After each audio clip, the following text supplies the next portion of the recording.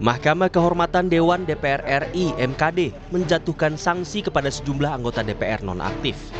Para teradu dianggap mengeluarkan pernyataan atau sikap yang memicu kemarahan publik akhir Agustus lalu. Salah satunya adalah Ahmad Sahroni dari fraksi Nasdem. Ia dilaporkan ke MKD DPR terkait ucapannya menggunakan diksi tidak pantas. MKD menyatakan Ahmad Sahroni terbukti melanggar kode etik dan dinonaktifkan selama 6 bulan sejak putusan dibacakan.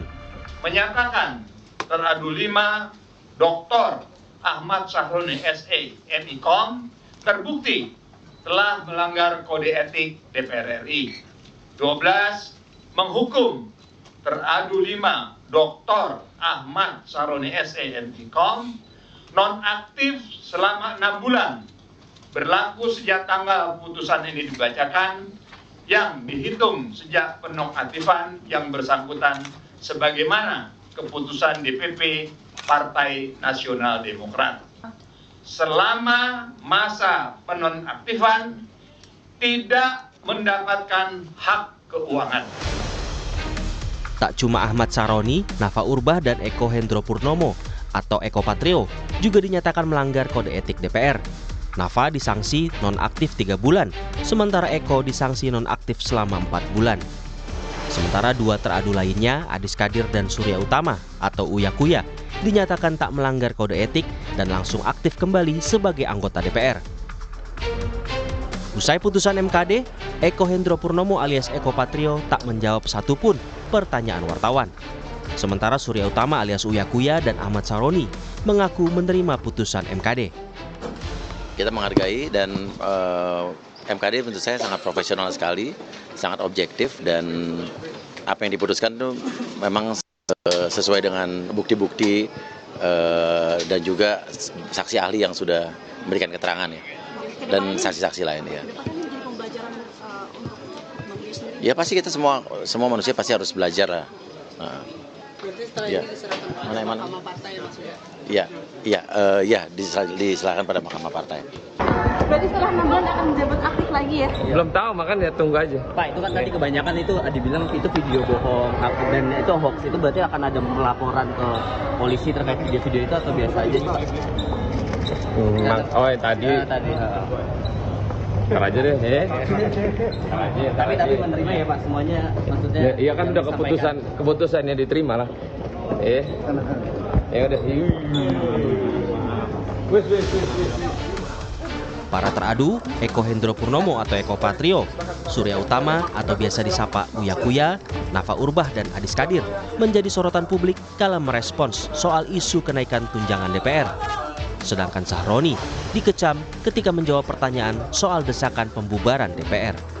Tim Liputan Kompas TV.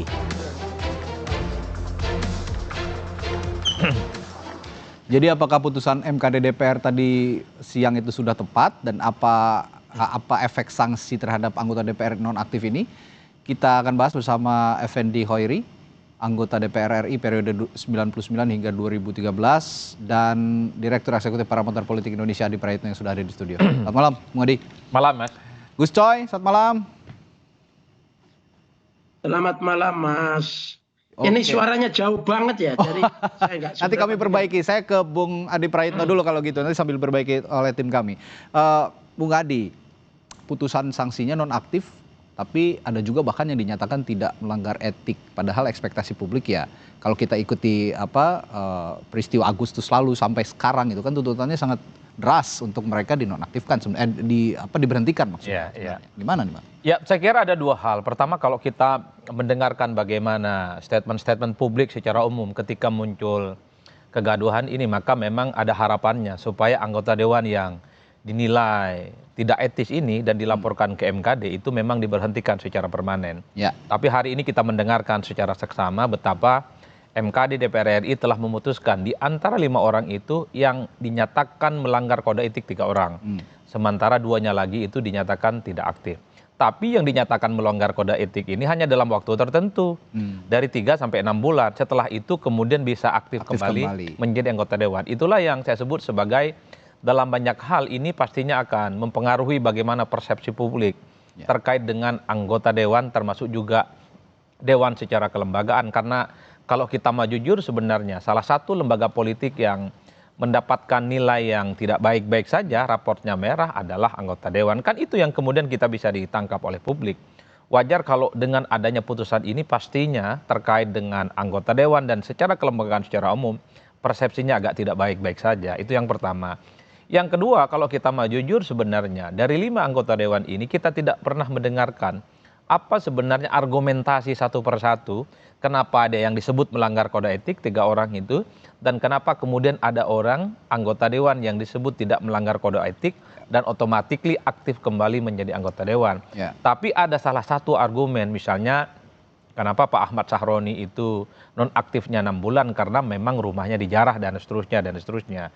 Oleh karena itu apapun argumentasinya tapi per hari ini MKD tidak menyampaikan secara terbuka minimal dari kutipan-kutipan media-media mainstream tidak disebutkan satu persatu soal argumentasi kenapa nonaktif, kenapa dianggap melanggar kode etik, dan argumentasinya sehingga publik itu bisa mencerna apa sih sebenarnya kok disebut melanggar dan tidak disebut melanggar, kenapa hanya 6 bulan, kenapa hanya 4 bulan dan ada yang 3 bulan. Ini yang saya kira per hari ini belum sampai kepada publik yang saya kira pastinya ke depan akan mendapatkan betapa ini akan menjadi satu pembicaraan yang cukup luar biasa. Tentu dengan nada-nada yang rada-rada kurang oke pastinya. Saya ke Gus Coy. Gus sudah bisa mendengar suara saya ya? Iya, tapi pelan sekali, jauh sekali. Saya coba agak mengencangkan suara saya lebih tinggi lagi supaya Gus bisa dengar. Ini Gus, selama Anda menjadi anggota DPR, ini koreksi kalau saya salah ya. Setahu saya dalam undang-undang DPR ini nggak mengenal kata nonaktif gitu. Nah, tapi sekarang kenapa MKD tidak ambil langkah misalnya berhentikan atau pecat saja jika terbukti melanggar etik, Gus?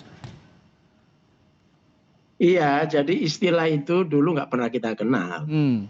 Cuma kan saya sudah lama nggak di sana, jadi nggak tahu mungkin ada perubahan undang-undang atau perubahan di MKD-nya, ada istilah nonaktif ya.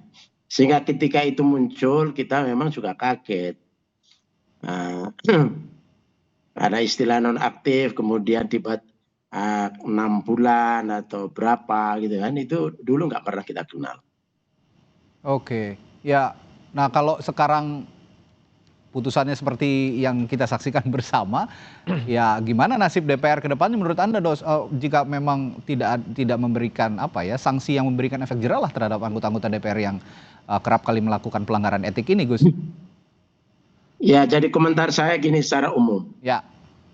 Ketika Mas Sahroni melakukan sesuatu yang kurang dikehendaki oleh publik atau menyinggung perasaan publik dengan kata-katanya, partai dalam konteks ini adalah Partai Nasdem membuat kebijakan yang merespon reaksi publik. Saya kira itu kita beri apresiasi, meskipun istilah nonaktif itu istilah baru ya, artinya nomenklatur baru. Tapi yang kita hormati, kita hargai adalah sikap partai memberikan hukuman kepada anggotanya yang menampilkan perilaku yang tidak sesuai dengan atau yang kontra dengan publik ya. Yang kedua, kemudian setelah itu proses MKD, kemudian MKD melakukan sidang dan seterusnya, kemudian membuat keputusan seperti ini.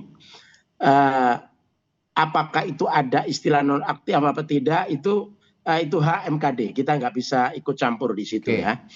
Nah, di satu ini juga kita kasih apresiasi karena dia membuat keputusan dan memberi hukuman juga. Kemudian dari aspek Mas Sahroni juga tidak menolak, dia menerima hukuman itu. Ini saya kira semua kita beri apresiasi. Tapi ke depan saya kira DPR itu kan wakil rakyat. Apapun ceritanya, keinginan rakyat, aspirasi rakyat, mulut kita itu harus senantiasa terkait dengan kepentingan rakyat. Apa yang kita suarakan atas dasar pikiran kita, atas dasar hati kita, dan atas dasar kepentingan mayoritas rakyat, itulah yang harus muncul dari statement kita. Nah, itu yang kita harapkan ke depan. Oke. Ini Bung Adi, ini kan MKD, Mahkamah Kehormatan Dewan, ini agak unik ya dibandingkan dengan apa ya, peradilan-peradilan umum misalnya pidana dan segala macam, ini kan bukan peradilan umum memang. Ibaratnya ini pengadilan politik internal di DPR lah ya. Tapi yang jadi soal adalah yaitu tadi Bung Adi sudah mengungkap alasan-alasan mereka memberikan sanksi-sanksi itu tidak diungkap. Tapi yang saya tanyakan, mereka akhirnya kalau dari luar Anda melihatnya punya preferensi tertentu nggak sih sama orang-orang yang tadi diadili lah, dalam tanda kutip diadili di MKD tadi? Ya pastinya ada preferensi, karena kalau kita mengikuti sepanjang persidangan yang dilakukan oleh MKD, kan sudah menghadirkan saksi-saksi yang dinilai qualified, dianggap ahli dan mengetahui persis bagaimana persoalan terkait dengan Dewan Etik. Tapi bagi saya secara prinsip, terlepas dari apapun ada mekanisme di MKD DPR RI, keputusannya sudah bisa dibaca oleh publik, ada yang disebut melanggar kode etik dan tidak melanggar kode etik. Ya kalau mau jujur ini kan tidak sesuai dengan aspirasi publik yang Agustus lalu melakukan protes dan demonstrasi yang berharap bahwa ketika ada oknum-oknum anggota dewan yang dinilai melukai perasaan rakyat dan seterusnya, ya tentu bukan hanya soal nonaktif dong, tapi ini misalnya ada sanksi yang jauh lebih tegas dan memberikan efek jera. Semoga ini tidak terulang kepada anggota dewan yang lain. Tapi bagi saya ini sudah menjadi selesai ya, nasi sudah menjadi bubur. Yang jelas yang saya khawatirkan adalah persepsi publik terkait dengan dewan secara kelembagaan itu semakin tidak oke di masa-masa yang akan datang. Karena kalau kita membaca survei-survei politik kan di antara salah satu lembaga politik yang nilainya minor selain partai politik adalah DPR RI. Nah itu yang pertama. Nah yang kedua bagi saya secara prinsip, lesson learn-nya adalah soal semoga nggak terulang ini Mas Radi. Semoga tidak ada lagi anggota dewan yang memiliki statement, perilaku, dan pernyataan-pernyataannya yang melukai perasaan rakyat. Apalagi di tengah masyarakat yang sensitif secara ekonomi, susah mencari pekerjaan, sedang berkelahi dengan hidupnya.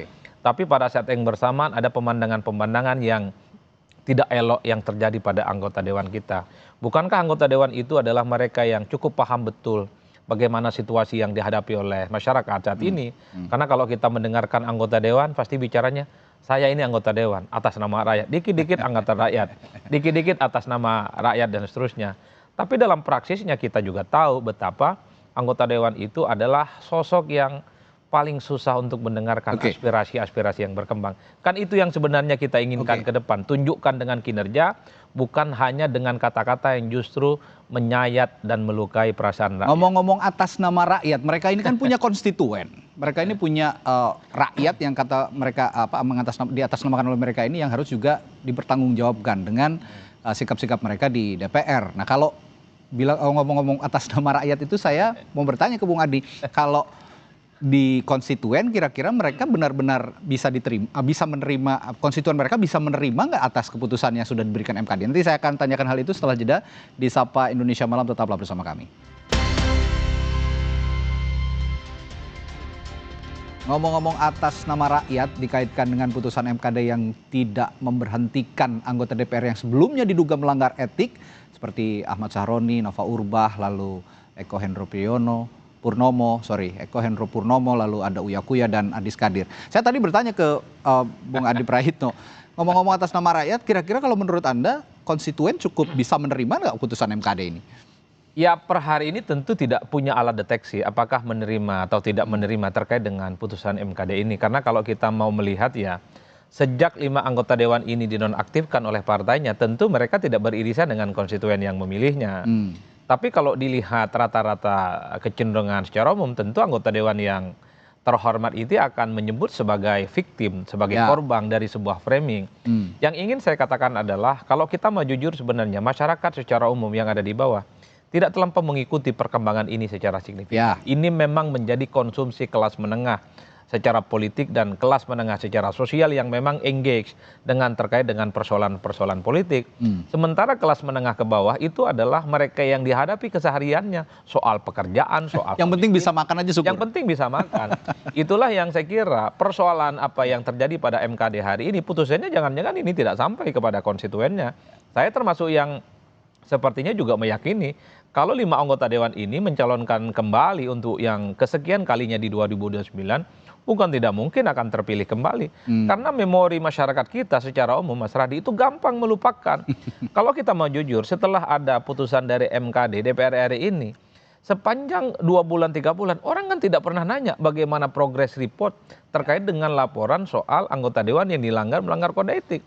Jadi publik itu cuma ingat selesai dan amarahnya sampai akhir Agustus. Tapi setelah itu Oktober dan November orang lupa bahwa ada 5 anggota dewan yang telah menimbulkan kontroversi dan kegaduhan. Itu problem serius di masyarakat kita. Memorinya pendek, gampang melupakan, dan yang paling penting gampang memaafkan. Jadi kalau ada orang sesuatu menimbulkan kontroversi dan melukai perasaan rakyat, maju kembali bukan tidak mungkin akan dimaafkan. Belum lagi aktivitas reses saja selama ini pertanggungjawabannya juga belum benar-benar dipublikasi ke publik gitu ya, bagaimana termasuk dana reses yang dipakai oleh anggota DPR yang juga untuk memaintain konstituen itu tadi. Gus, saya bertanya kalau gitu dampak jangka panjangnya Gus, kalau memang ini sudah ya tadi kalau kata Bung Adi nasi sudah menjadi bubur gitu. Nah, dampak keputusan ini buat kepercayaan publik, kalau tadi saya sudah bertanya ke Bung Adi, saya bertanya ke Gus Coy sekarang. Dampak keputusan publik terhadap DPR secara kelembagaan terutama jelang pemilu misalnya nanti atau agenda legislasi besar di tahun 2025, periode 2025 sampai 2029. Bagaimana Gus? Ya, jadi DPR, lembaga DPR disukai tidak disukai akan jalan terus. Karena itu bagian dari instrumen demokrasi yang penting. Ya kan? Nah, kejadian ini saya kira harus menjadi refleksi bagi seluruh partai politik, anggota DPR, kelembagaan DPR, terutama pimpinan-pimpinan DPR, ini harus menjadi refleksi. Jadi, kenapa rakyat kurang begitu percaya kepada institusi DPR? Bahkan hati mereka mungkin jengkel, ya kan? Udah muak, apalagi mengatasnamakan rakyat. Untuk mengatasnamakan tidak salah karena memang mereka dipilih oleh rakyat. Tapi ke depan menurut saya ini semuanya harus menjadi pelajaran, menjadi ambil hikmahnya. Yang sudah dihukum saya kira sudah cukup. Saya kira seperti Mas Syahroni ya, kawan saya ini hukumannya sudah sempurna ya. Partai menghukum, MKD menghukum, ya.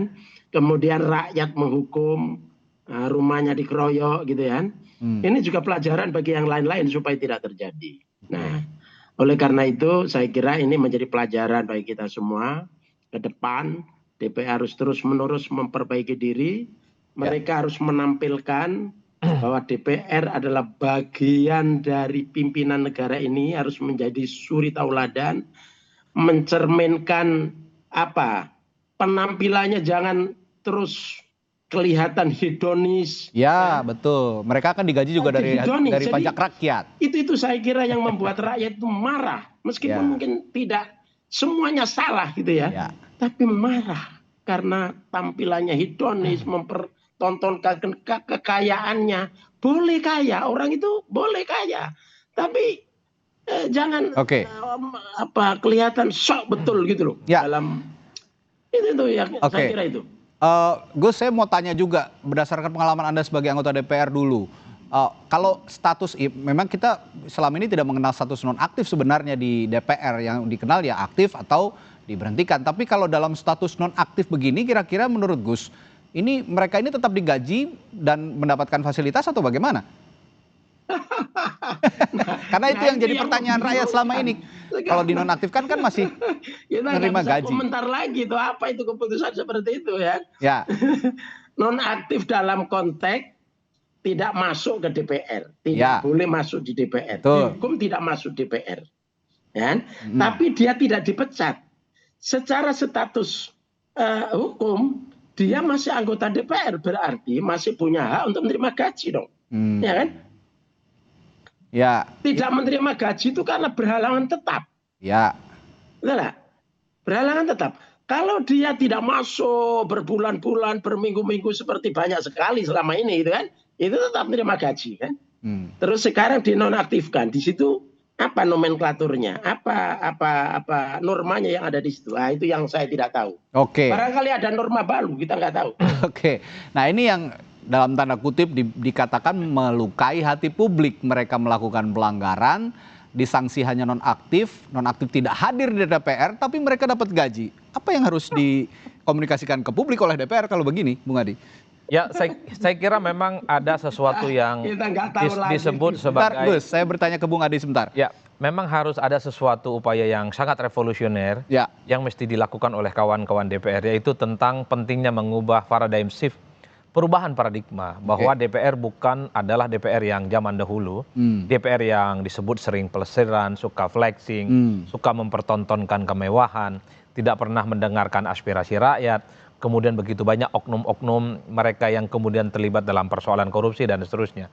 Per hari ini memori publik terkait dengan DPR itu tidak pernah berubah, Radi. Saya membayangkan dengan peristiwa adanya lapor-melapor kepada MKD, anggota Dewan ini kemudian melakukan pembenahan-pembenahan yang sangat signifikan dan vital. Apa yang perlu dilakukan? Ya tunjukkan selain kinerja mereka itu menunjukkan wajah kalau anggota Dewan itu betul-betul mewakili mereka. Kalau reses ya reses beneran. Kalau aspirasi yang muncul di masyarakat ya harus diperjuangkan secara signifikan. Kalau ada regulasi dan undang-undang itu diprotes oleh publik, ajak yang protes itu untuk berdialog, berdiskusi kira-kira apa solusi yang terbaiknya. Karena kalau kita selalu mendengarkan anggota Dewan atas nama rakyat, boleh tidak kita bertanya, apakah setiap anggota Dewan selalu bertanya kepada konstituennya tempat dia mencalonkan diri, setiap keputusan politik yang dia perbuat? Ya. Problemnya saya yakin tidak pernah itu dilakukan. Mungkin dilakukan, tapi tidak banyak. Kan anggota Dewan itu mestinya setiap apapun yang dilakukan, mulai dari statement, dari kebijakan, tingkah pola dan perilaku politik, ya tanya dulu ke konstituennya.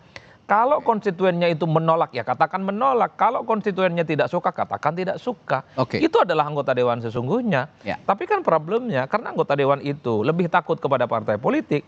Sekalipun konstituennya menolak, sekalipun konstituennya tidak happy, tegak lurus dia sama partai. Kan itu yang terjadi di kita problemnya. Ini saya garis bawahi soal komunikasi politik yang tadi disinggung oleh Bung Adi, sebaiknya ditata kembali supaya juga publik bisa tercerahkan begitu ya, tidak juga malah memancing atau menyulut emosi publik. Nah, saya terakhir bertanya ke Gus Coy, saya bukannya sinikal dengan selebritas yang masuk di parlemen ya Gus ya. Banyak juga selebritas yang punya kualitas ketika masuk di parlemen. Tapi kita bicara hari ini ada 3 dari 5 anggota DPR yang tadi disidang di MKD ini berasal latar belakangnya dari selebritas begitu. Nah, apakah ada perbedaan pola komunikasi ketika mereka menjadi selebritas lalu terkaget-kaget sekarang menjadi politisi atau bagaimana, Gus? Saya kira para selebritas yang masuk DPR bagus-bagus. Ya. Misalnya Dani kan bagus, Rika itu top ya. Tapi dari mereka sering salah jadinya slip tongue, Gus. Ini ya, DPR itu kan sudah punya mekanisme juga untuk turun ke daerah. Ke basis-basis, dan saya kira mereka lakukan itu ya. Cuma memang ketika mereka ada di basis, mungkin kurang terekspos ya. Ketika ke basis atau ke daerah pemilihan, mereka menjelaskan tentang apa yang sedang dilakukan oleh anggota DPR dalam persidangan tahun ini. Periode ini berapa undang-undang yang sedang dibahas gitu kan. Kemudian ketika rapat dengan mitra kerjanya apa saja yang dibicarakan dan sekarang sedang apa yang diperjuangkan dan seterusnya. Itu saya kira dilakukan secara, apalagi ada duitnya yang besar kan. Sekarang ini kan duitnya besar sekali untuk minta naik terus lagi fasilitasnya ya. Masa reses itu kan. Sehingga itu dalam satu persidangan 2 bulan sekali atau 3 bulan sekali itu kan sekian titik. Berikutnya lagi sekian titik. Jadi 5 tahun itu saya kira itu sudah hampir rata itu. Sudah hampir rata kalau mereka betul-betul melakukan itu ya. Tapi saya kira mayoritas akan melakukan seperti itu. Nah, hanya saja yang terkait dengan isu-isu aktual. Nah, di sini kadang-kadang DPR itu mungkin tidak semua memahami soal, kemudian mereka menyampaikan respon itu entah karena kualitas, entah karena apa, kemudian kontra dengan yang dikehendaki oleh rakyat itu. Baik, terakhir ke Bung Adi. Kemudian menjadi masalah. Baik, terakhir Bung Adi, saya kurang lebih sama lah kualitas anggota-anggota DPR sekarang, terutama kualitas komunikasi politiknya bagaimana? Ya saya kira setiap anggota dewan pasti paham bahwa posisi dirinya sebagai pejabat publik pasti menjadi sorotan. Satu hal yang pasti termasuk yang selebritas, jangan pernah menganggap dirinya bebas nilai, bebas statement dan bebas ngomong apa saja, termasuk juga bebas berperilaku. Karena setiap pejabat publik batuknya pun bisa menjadi persoalan, batuknya pun bisa menjadi berita. Yang ingin saya katakan adalah Mas Radi, satu hal, jangan-jangan ada sesuatu yang paradoks pada kawan-kawan anggota dewan kita. Satu sisi dia nggak terlampau peduli pada persepsi publik secara umum, mau dibully, mau dikritik, yang paling penting kalau dia mencalonkan kembali bisa terpilih. Kan itu yang terjadi sebenarnya. Karena yang dilakukan oleh anggota dewan, dia pasti memaintain betul bagaimana tempat daerah pemilihannya. Sekalipun di luar banyak sekali kritik dan protes, bunyi-bunyian yang sangat agresif, memberikan satu kritikan yang secara terbuka. Tapi kalau anggota dewan menggaransi bahwa tempat dia mencalonkan diri, maju kembali aman, konstituennya mendukung, nggak ada persoalan. Itu jadi yang itu yang kemudian yang kita khawatirkan. Istilah tone deaf itu dia khawatirkan terjadi. Oleh karena itu bagi saya, anggota dewan itu sesuai dengan konstitusi adalah sebagai representasi dari kepentingan rakyat. Jadi bukan hanya soal persepsi yang memang harus dipertahankan, tapi harus menunjukkan bahwa setiap perilaku dan tindakan politik mereka betul-betul sesuai dengan keinginan masyarakat yang di bawah. Jadi pendekatannya itu adalah bottom up, dari bawah kemudian disuarakan di atas, bukan dari atas kemudian dari ke bawah. Singkat, Bung Adi, kalau sekarang Anda melihatnya setelah ada sanksi dari MKD dan ramai-ramai peristiwa Agustus kemarin sehingga mereka juga akhirnya dalam tanda kutip dihujat oleh publik, sudah ada perubahan pola komunikasi nggak sedikitnya di DPR? Saya melihat ada sesuatu yang mulai berubah. Misalnya beberapa waktu yang lalu, begitu banyak kelompok-kelompok civil society termasuk juga aktivis mahasiswa yang datang ke DPR dan disambut secara terbuka. Tentu harapan terbesar kita jangan lagi nunggu ada demo, jangan lagi ada orang yang protes-protes baru kemudian diajak berdiskusi dan berdialog. Karena kalau kita mau jujur, setelah Agustus hingga hari ini nggak kelihatan tuh ada audiensi yang kemudian diterima secara terbuka. Harapan terbesarnya memasuki periode DPR menuju 2029. Jadi kalau ada kekisruhan, ada kegaduhan, ada protes dari mahasiswa, dari aktivis, LSM, termasuk jadi kelompok-kelompok media, itu harus dipanggil oleh DPR. Tujuannya adalah untuk mencari solusi, mencari dialog. Sehingga sambutan-sambutan yang dimunculkan itu adalah sesuatu yang sinergis dan bisa saling bekerjasama. Kan bagus, Radi. Yang kita khawatirkan itu adalah kalau kawan-kawan DPR itu mau menerima karena ada protes, mau berdialog karena ada unjuk rasa, mau berdiskusi karena depan belakang DPR itu dipenuhi dengan spanduk dan bendera-bendera protes. Tentu kita tidak mau itu. Intinya pembahasan kita malam hari ini, DPR harus bisa memelihara komunikasi yang sehat dengan audiens, dengan konstituen siapapun itu. Jadi jangan kalau kata Bung Ade tadi memelihara saja konstituennya tanpa mendengarkan aspirasi publik secara umum. Ini yang harus dipelihara dan diubah pola komunikasinya. Terima kasih Bung Adi Praitno sudah bergabung bersama kami, dan juga Effendi Hoiri, mantan anggota DPR yang juga sudah meluangkan waktu untuk kami di Sapa Indonesia Malam. Sampai jumpa lagi, Gus. Sehat selalu. Sampai jumpa lagi. Selamat malam.